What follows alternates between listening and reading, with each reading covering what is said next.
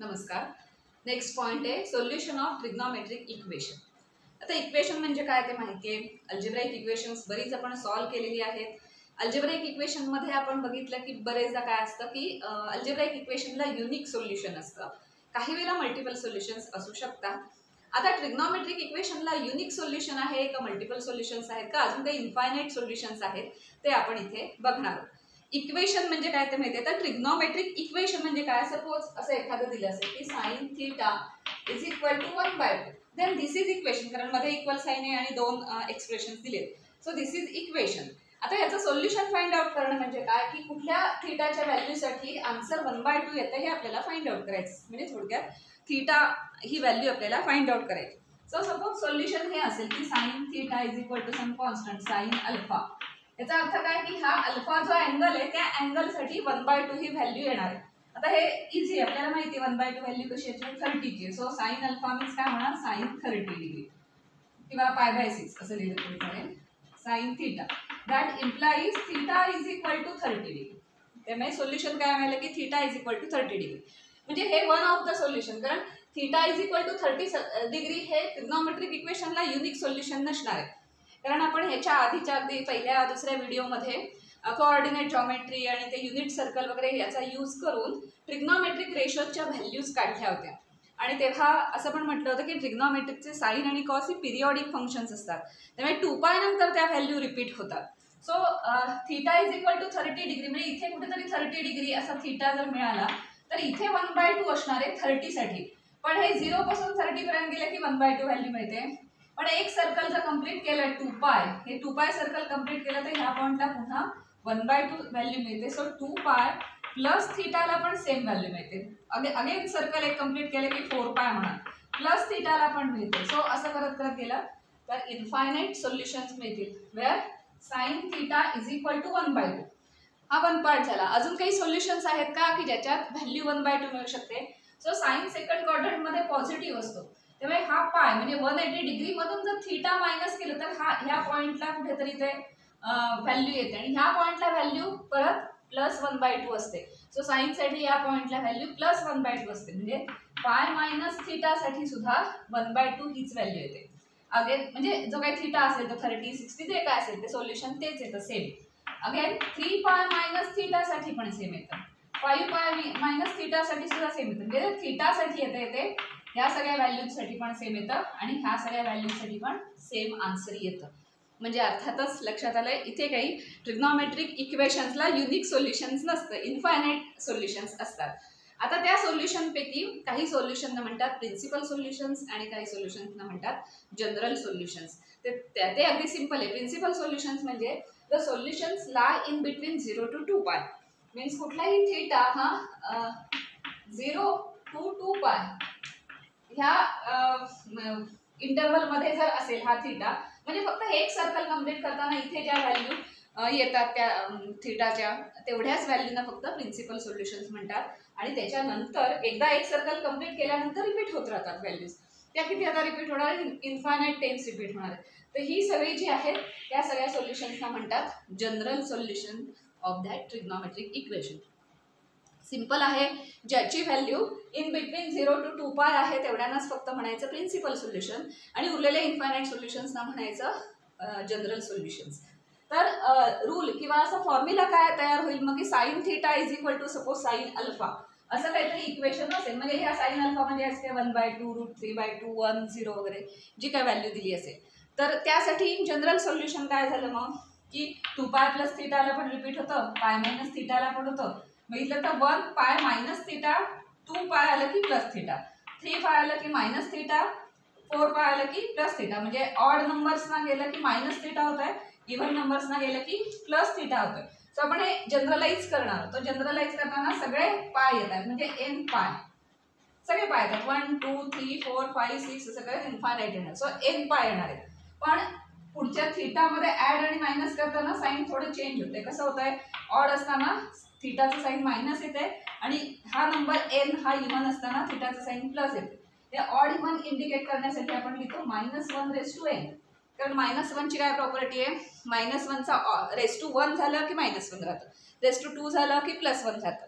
So that indicates sine of that हा जो काही टर्म आहे किंवा हा जो काही नंबर आहे त्याचं साईन ते इंडिकेट करतं. सो साईन इंडिकेट करण्यासाठी हे अल्टरनेट साईन इंडिकेट करण्यासाठी हा कन्सेप्ट आपण यूज करतो. कारण -1n च्या ऑड पॉवर जेवढ्या घेईल तेव्हा निगेटिव्ह साईन येतं, इव्हन पॉवर जेवढ्या घेईल तेव्हा पॉझिटिव्ह साईन येतं अँड इंटू थीटा. सो लिहून घेऊया आपण की साईन थीटासाठी इन जनरल सोल्युशन काय आलं आपल्याला मिळालं तर साईन थीटा साठी जनरल सोल्युशन आहे n pi plus -1n theta. So एवढी इन्फायनाईट सोल्युशन एका साईन थीटासाठी येतात. त्या थीटाच्या व्हॅल्यूज एवढ्या येऊ शकतात. त्यातल्या अर्थात 0 to 2π मधल्या ज्या साईनसाठी 2 व्हॅल्यूज येतील किंवा कॉससाठी 2 व्हॅल्यूज येतील त्या प्रिन्सिपल सोल्युशन असं म्हणायचं. ते पण आपण फाइंड आउट करू शकतो अर्थात. कारण एकतर आपल्याला माहिती आहे 0 to 90 यातल्या व्हॅल्यूज आपल्याला सगळ्या माहिती आहेत. चार्ट पार्ट केला असेल तर त्या सगळ्या व्हॅल्यूज माहिती आहेत. जसं साईनसाठी आहे तसंच आपल्याला कॉससाठी पण जनरल सोल्युशन काढता येईल. आता कॉस मध्ये काय असतं पाय मायनस थीटा आणि पाय प्लस थीटाला ते सेम राहतात असं होत नाही व्हॅल्यू. कॉस साठी सर्क्युलर म्हणजे 2π नंतरच व्हॅल्यू चेंज होतात. पण एकदा इथे कॉस थीटाची जी व्हॅल्यू आहे ती एक सर्कल कंप्लीट करून 2π नंतर रिपीट होते तीच व्हॅल्यू सेम व्हॅल्यू. पण सिमिलरली 2π मायनस या फोर्थ क्वाड्रंट मध्ये जरी तो थीटा केला तरी सेम राहते. कारण कॉस थीटा फोर्थ क्वाड्रंट मध्ये पॉझिटिव्ह असतो त्यामुळे आपल्याला माहिती आहे की तीच सेम व्हॅल्यू तिथे राहते. आणि साईन थीटा सेकंड क्वाड्रंट मध्ये निगेटिव्ह असतो त्यामुळे इथल्या ज्या व्हॅल्यूज आहेत त्या पाय मायनस थीटाला पण इथे त्या व्हॅल्यूज येतात. म्हणून ते 2 ऑप्शन आले आपल्याला. कॉस थीटासाठी पण 2 येणार आहेत म्हणजे cos theta is equal to some cos alpha असं काय असेल. तर हे सोल्युशन येण्यासाठी किती इन्फायनाईट सोल्युशन्स असणार आहेत तर 2π प्लस थीटा पण सेम व्हॅल्यू देते आणि 2π मायनस थीटा पण सेम व्हॅल्यू देते ॲज थीटा. थीटा सारख्याच 2π प्लस थीटा आणि 2π मायनस थीटा पण सेम व्हॅल्यू देतात. मग 2π मग 4π 6π असं का ते 2πच्या ज्या पटीत म्हणजे त्या ह्याच्यात येईल ते सगळ्या व्हॅल्यूज म्हणजे ह्या इन्फायनाईट व्हॅल्यूज झाल्या 4π plus theta 4π minus theta and so on अशा इन्फायनाईट व्हॅल्यू.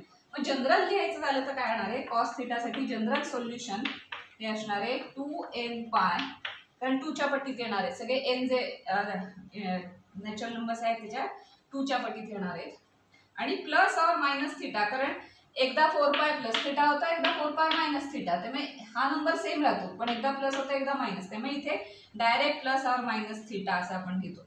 इथे तसं नव्हतं ऑडला मायनस येतं इव्हनला प्लस येतं म्हणून हे इंडिकेटर इथे आपल्याला मल्टिप्लिकेशन मध्ये द्यावं लागेल. सो साईनचं जनरल सोल्युशन हे आहे कॉसचं जनरल सोल्युशन हे आहे तसंच टॅन थीटाचं पण जनरल सोल्युशन आपण काढू शकतो. आता त्यातलं प्रिन्सिपल कोणतं हे आपण इव्हॅल्युएट करू शकतो कारण वाटतं तसं 0 to 2π मधल्या ज्या व्हॅल्यूज आहेत त्यांना प्रिन्सिपल म्हणायचं उरलेल्या सगळ्या व्हॅल्यूना जनरल सोल्युशन्स म्हणायचं.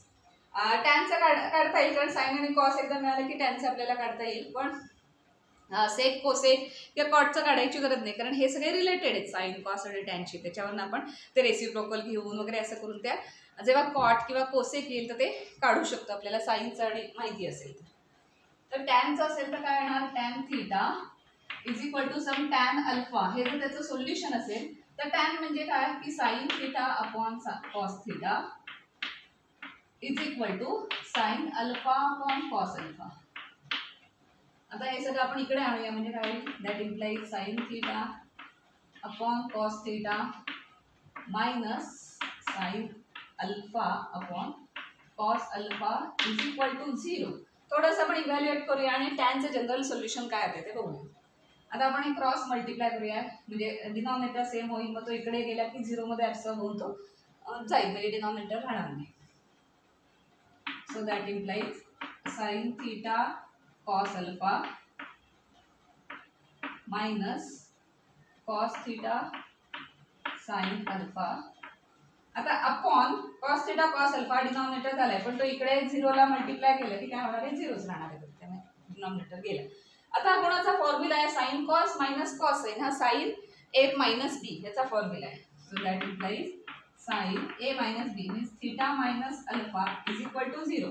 पण 0 हे कोणाचं सोल्युशन साईन ऑफ 0चं सोल्युशन आहे. साईन 0 0 येतं ना सो इथे 0 लिहिणार मी त्याच्याऐवजी आपण असं लिहू शकतो की साईन 0 म्हणजे कारण आपल्याला साईनचं जनरल सोल्युशन माहिती आहे ना तो हा जो रूल आहे तो इथे अप्लाय करता येईल, म्हणून ते 0 इन्स्टेड ऑफ 0 आपण sin 0 लिहिले. काही चुकीचं लिहिलं नाही, कारण sin 0 ची व्हॅल्यू 0 असते. सो दॅट इम्प्लाई याचा तर दोघांचं सोल्युशन लिहूया आपण. ते ह्याचा अँगल आणि ह्याचा अँगल, ह्याचं सोल्युशन. तर काय येणार आहे की याचं सोल्युशन येणार n pi plus -1 raise to theta. Theta त्या प्लेसला काय आहे 0 ती व्हॅल्यू घालायची आपण इथे. सो हे इक्वेशन म्हणजे हा व्हेरिएबल आहे आणि इथे आपल्याला सोल्युशन मिळतं, जसं sin अल्फा म्हणतो तसं हे सोल्युशन आहे. So that implies sin theta minus alpha हे सोल्युशन मिळालं. sin 0 चं कसं येणार n pi plus -1 raise to n theta. हे या sin 0 च्या सोल्युशनचा आपण रूल लिहिला. म्हणजे थीटा मायनस अल्फाची व्हॅल्यू काय येते, that implies theta minus alpha is equal to n pi plus -1 raise to n आणि ह्या थीटाच्या ठिकाणी काय घालायला लागतो, हा अँगल घालायला लागतो. तो किती आहे इथे 0. मग -1 रेस टू n काही असू दे इंटू 0 म्हणजे ते 0च होणार. So that implies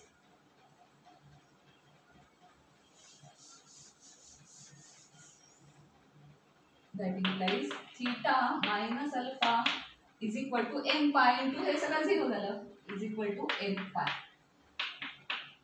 theta is equal to n pi आणि प्लस आणि इकडे प्लस अल्फा. अल्फा म्हणजे काय 60, 90, 30, 120 जी काय व्हॅल्यू असेल तो अल्फा.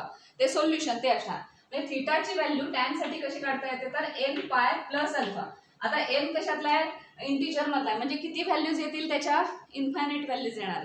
सो टॅन साठी सुद्धा सोल्युशन्स किती असतात, infinite solutions. So in general सगळ्या ट्रिग्नोमेट्रिक रेशोज साठी इन्फायनाइट सोल्युशन्स असतात. बिकॉज साइन म्हटलं तर 1/cosec येईल, कॉस म्हटलं तर 1/sec येईल. तर सगळ्यासाठी किती व्हॅल्यूज असतात, इन्फायनाइट. कारण आपण त्याचे ग्राफ बघितलेत. ग्राफ आपण फंक्शन्स या चॅप्टरमध्ये बघितलंय. फंक्शन हा चॅप्टर आपण कॅल्क्युलस या प्लेलिस्टमध्ये शिकवलेला आहे. तिथे आपण काही फंक्शनचे ग्राफ बघितले. तिथे बघितलं तर अनएंडिंग ग्राफ आहेत साइन आणि कॉस. त्यामुळे रिपीट होत राहणार, इन्फायनाइट व्हॅल्यूज येणार. सो त्या सगळ्या इक्वेशनसाठी इन्फायनाइट सोल्युशन्स आहेत, की जसे सिंगल याच्यासाठी आहेत. म्हणजे आता हे टॅनचं आपण इथे लिहिलं, tan is equal to n pi plus. टॅनसाठी मिळालं सोल्युशन n पाय. हे जनरल सोल्युशन आहे, त्यातल्या 2 पाय पर्यंतचं जे सोल्युशन असेल त्याला प्रिन्सिपल म्हणायचं, उरलेल्या इन्फायनाइट ना जनरल म्हणायचं, माहिती आहे आपल्याला. तसं sine square theta, cos square theta and tan square theta असं जर कुठे इक्वेशन मध्ये आलं तर ह्या सगळ्यासाठी जनरल सोल्युशन आहे डायरेक्ट n पाय प्लस और मायनस अल्फा. या तिन्ही यांसाठी सेम सोल्युशन आहे, n पाय प्लस और मायनस अल्फा. सो ही सोल्युशन्सचा रूल जो आहे तेवढा लक्षात ठेवा. लक्षात नाही आलं तर आपण अर्थातच हे माहिती आपल्याला युनिट सर्कलमध्ये ह्या अशा रिपीट होतात. मग कधी रिपीट होतात साईनला, कधी कॉसला रिपीट होतात. साईनला पाय मायनस अल्फाला पण रिपीट होतात आणि 2 पाय प्लस अल्फाला पण रिपीट होतात. आणि कॉसला 2 पाय प्लस अल्फाला रिपीट होतात, 2 पाय मायनस अल्फाला रिपीट होतात. हे सगळे कन्सेप्ट पण या सर्कलला बघून आपण त्या व्हॅल्यूजवरनं काढू शकतो. पण एवढं सगळं करत बसायची गरज नाही. तुम्ही हे रूल काय ते नीट लक्षात ठेवा, कारण एक्झाम्पल सॉल्व्ह करताना येऊ शकतात. कारण तुम्हाला एखादं इक्वेशन सिंपल देतील, इक्वेशन सिंपल आहे, त्याची फक्त आपल्याला जनरल सोल्युशन किंवा प्रिन्सिपल सोल्युशन्स काढायचे असतात. तर ती काढण्यासाठी हा रूल आपल्याला माहिती आहे. म्हणजे ह्याच्यात आपण व्हॅल्यूज इनपुट केल्या की आपल्याला त्याचं जनरल सोल्युशन्स फाइंड आउट करता येऊ शकतं.